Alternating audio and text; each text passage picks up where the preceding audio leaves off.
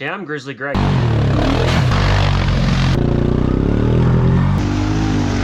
We get rowdy, like to break stuff.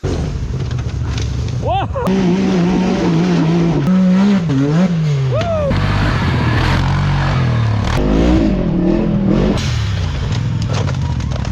Hold on, Justin! Take a minute to check out my sponsor, Pandemic Performance, for all your performance needs. Thanks for watching. All right, good evening, everyone. We got a new Grizzly in the garage. It's a 2012 Grizzly 550 camo. My blue Grizzly that you have seen in many videos for years now. That's also 2012, but it's a 700. I'll tell you what, that's got 26-inch bear claws. This is 28-inch outlaws. But them bear claws are damn near just as tall as these 28s. I don't know, them are just bogus.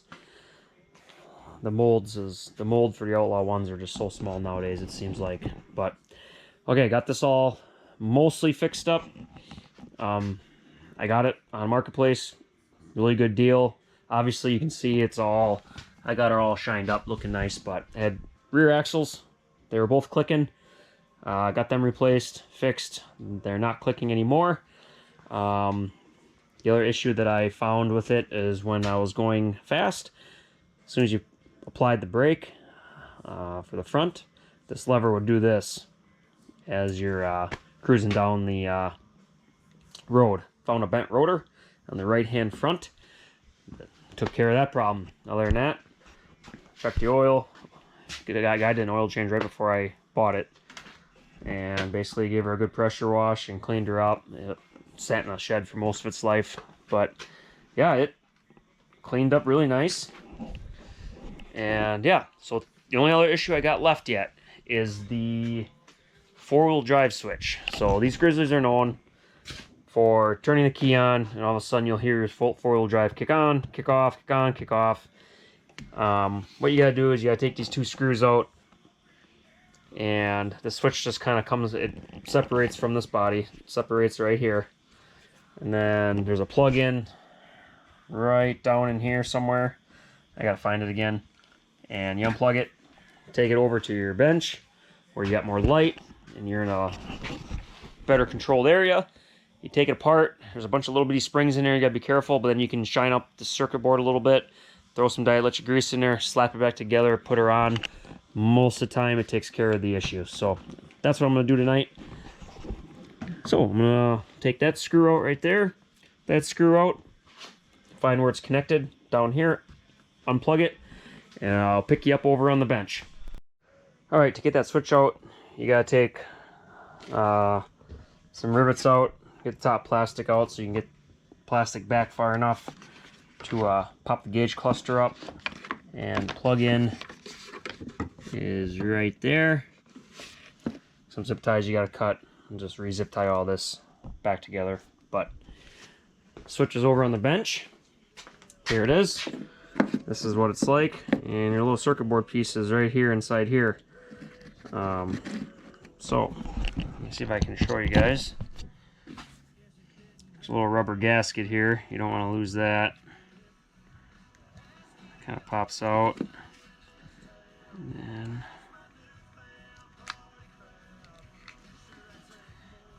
this whole thing kind of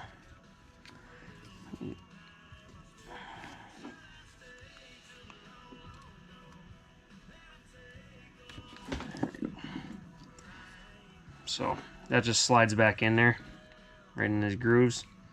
That's what kind of keeps it waterproof. But then, here you go. You got basically a screw there and a screw there, and you very careful taking that off. Very, very careful. One thing I have an advantage of is I do have a spare four-wheel drive switch right there, and I also have another one in there. So if I mess this up, I'm just gonna swap it out. But so there we go.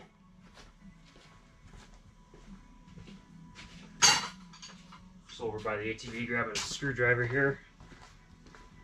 I decided to move it over to the stainless steel here.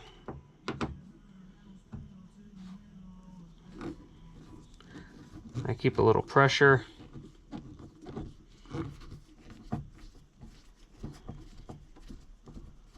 on this black part because there's some springs in there. I just don't want to lose anything. Try getting this rubber thing out of here best you can. Screws are important. Alright, really gentle. Alright. Yeah, so right here is the circuit board that you got to clean up. Put dielectric grease in there, and then clean up all them points too. And then there's them 3 springs here. 1, 2, and 3. You don't want to let them fall out anywhere. This thing is right here.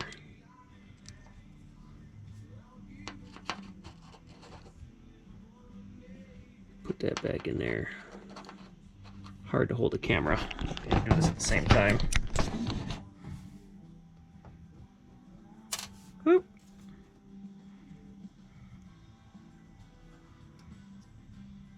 So it all looks pretty decent shape. Just gonna clean this up.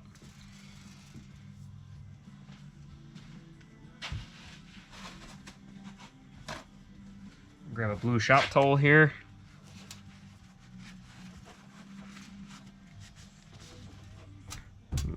Don't lose your 2 screws. Kind of see the old grease coming off.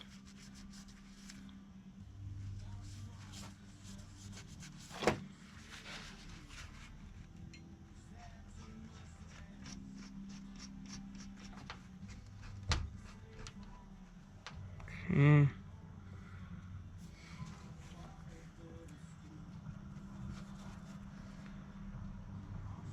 Look pretty good. Get that old grease out of there. I'm over by my cabinet, grabbing some different dielectric grease. Because the cheap grease they put in there it's not good. It's not good stuff. So I just use Permatex dielectric grease. Throw a little bit on that. Throw a little bit on that. And then I'm gonna just kind of layer this circuit board. And some nice fresh dielectric grease. Just kind of do that. Kind of coat everything. Whoop. There I go again. Touching something I shouldn't have. Kind of doing this all in live time for you guys so you see how long it takes. There we go. Pretty simple. Kind of goes right back on like that. 1 screw first. Get that bad boy started. Hold a little pressure down. Next screw.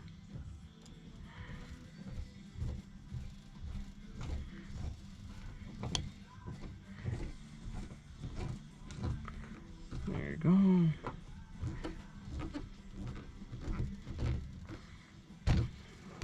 Okay. There you go. Slide her back in the housing, just like this. You gotta line that groove up. Just kind of slowly push it in there so that's nice and flush. Get that gasket back in there.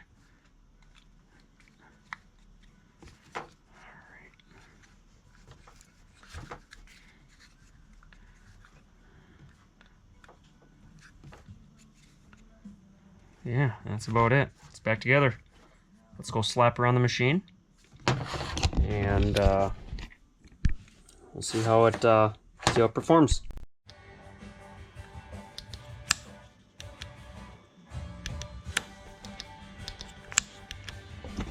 Alright, before I plug it in, make sure everything feels like it's working. And bolted right on. Just going to route this wire down into here and plug it back in. Alright, so it's routed back down in there. I gotta stick zip ties on yet, but I just have the cluster just sitting there. So let's turn the key on. Let's see what happens.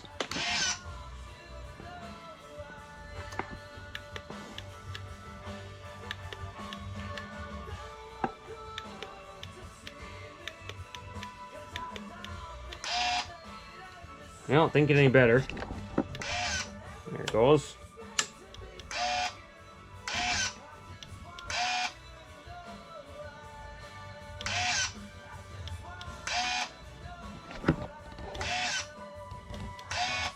It's starting to work.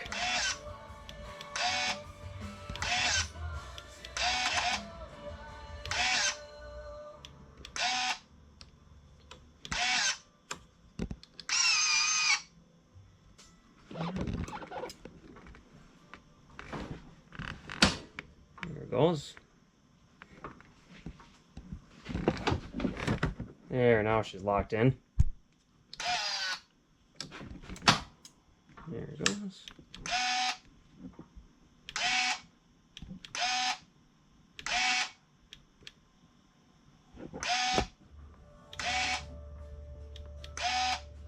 It's working a lot better. Working a lot better than it did.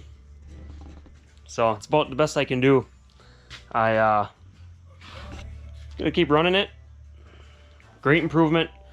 When I first got this machine, as soon as you turn the key on, the four-wheel drive would go and then stop. Like it's consistent, and it was consistent all the way till today. But it's a little bit better. So I think we're going to call that a success. And like I said in the beginning of this video, ignore the headlamp, guys. I use headlamps. Nice having light every time you're working on something. Like I said in the beginning of the video, it fixes the problem 8 times out of 10, 4 times out of 5, whatever you want to call it, and it's the best way to do her. So let's try her again here. We'll turn the key on. Yep, didn't do her, so that's good. Yep. See, that's what it does sometimes.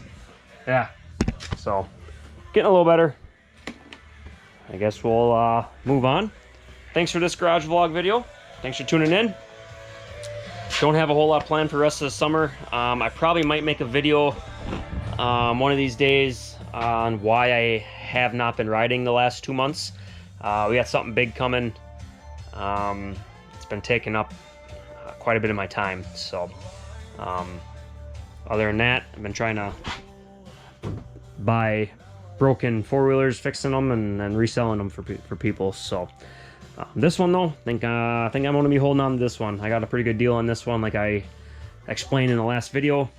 I just sold a set of rims and tires that came with it also today. It came with some baskets. I sold them, and it came with a plow also that is for sale. I'm going to be not a whole lot into this once I get that stuff sold. Fixed up a few bits, and oh, I did find these on Marketplace too. These are OG 29.5 Outlaws. 29.5 10x12s, even a 12-inch rim, which is what I got right there. Not too often can you find a 30-inch tire in 12-inch rim. So these I'm going to find some rims for, or just order them new. So I have these sets, this set for the Blue Grizzly, and that set of 28s might go on to that for the Onakaimai races next year. But yeah, that's a whole nother day, whole nother video. Thanks for tuning in.